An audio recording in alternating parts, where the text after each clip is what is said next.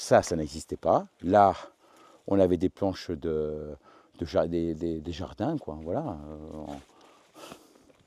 Et maintenant, on en est là. Bien sûr, toute cette partie-là est inconstructible, je tiens à le préciser. Il y a eu deux versions d'expertise. Soit c'est une nappe phréatique souterraine qui en fait a fait une sorte qui s'est bouchée en quelque sorte, et comme une bouteille de champagne avec la pression, c'est remonté comme un geyser et ça a emporté les roches et autres. Ça a généré une retenue d'eau qui à un moment donné a lâché et on s'est retrouvé comme un mini lac qui se serait formé ou un barrage et d'un coup ça a lâché. La deuxième version, alors c'est parce que justement les experts là-dessus, on n'a jamais eu finalement le fin mot de l'histoire, c'est un gros châtaignier qui se remet en travers, un rocher s'appuyant dessus, créant une retenue d'eau, et pareil, sous la pression de l'eau, ça a lâché, et c'est un torrent qui a dévalé, quoi. Ma femme était partie voir avec Geneviève, avec sa voisine, mais ça fait 5 jours qu'il pleuvait.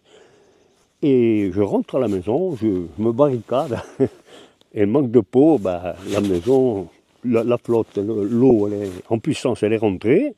Elle m'a amené contre le mur. J'ai réussi à me mettre derrière une table pour me protéger plus ou moins. Alors j'avais des gravillons dans les yeux, enfin bon. Et l'eau était montée pas mal, hein, 1m20, 1m50 à l'intérieur. J'ai réussi à sortir et j'entendais un bruit, comme un hélicoptère qui survole. Oui. C'était le bruit du torrent qui descendait d'en haut. Et quand je suis sorti dehors, le second flot m'a pris dans le dos et j'ai atterri dans les grilles de Mathieu.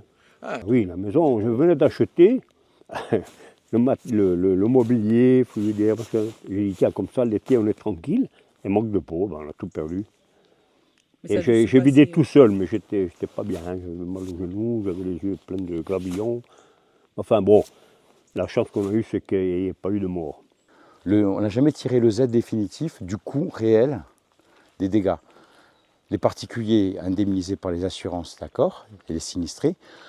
Après, la commune en elle-même, elle a assumé, et par le biais de financement, mais également sur fonds propres, tout le réaménagement et la gestion de ce type de désastre, entre guillemets.